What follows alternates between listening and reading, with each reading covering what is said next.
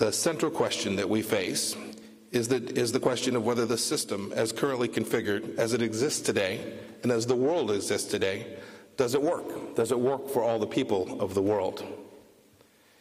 Today, at the United Nations, peacekeeping missions drag on for decades, no closer to peace.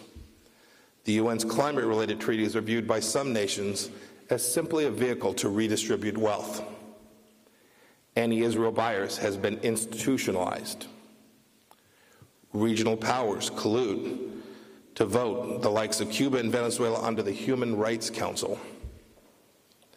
You know, the UN was founded as an organization that welcomed peace-loving nations.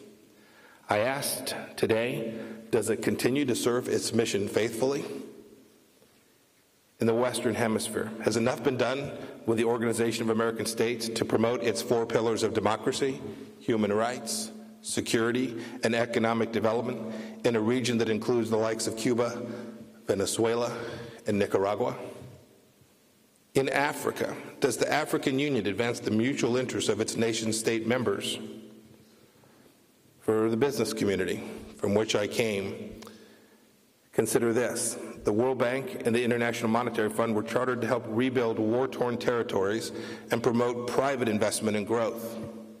Today, these institutions often counsel countries who have mismanaged their economic affairs to impose austerity measures that inhibit growth and crowd out private sector actors.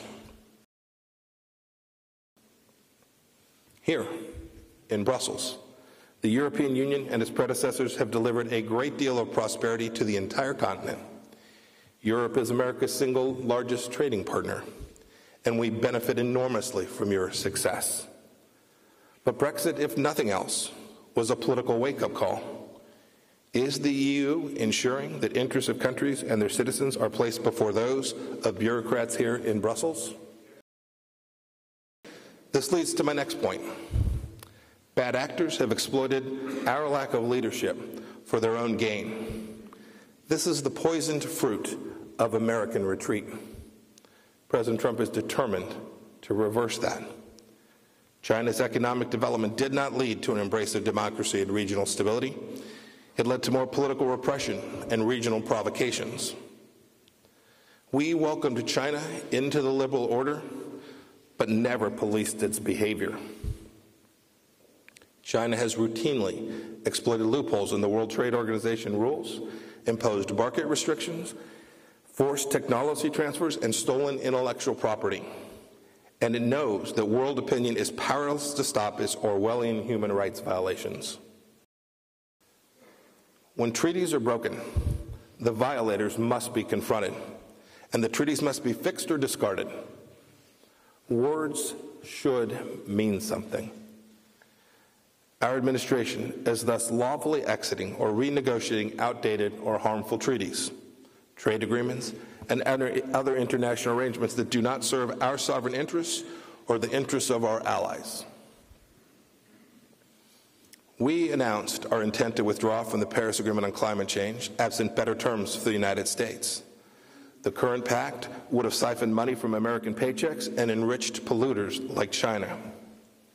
In America, we've found a better solution. We think a better solution for the world. We've unleashed our energy companies to innovate and compete, and our carbon emissions have declined dramatically.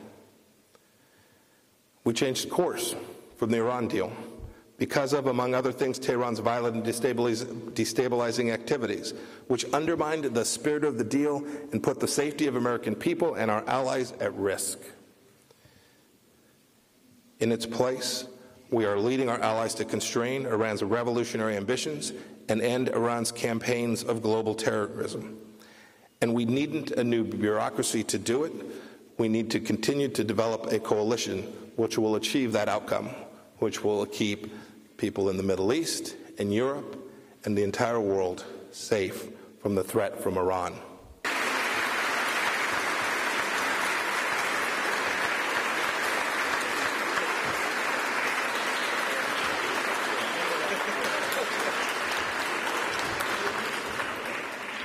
Mr. Secretary.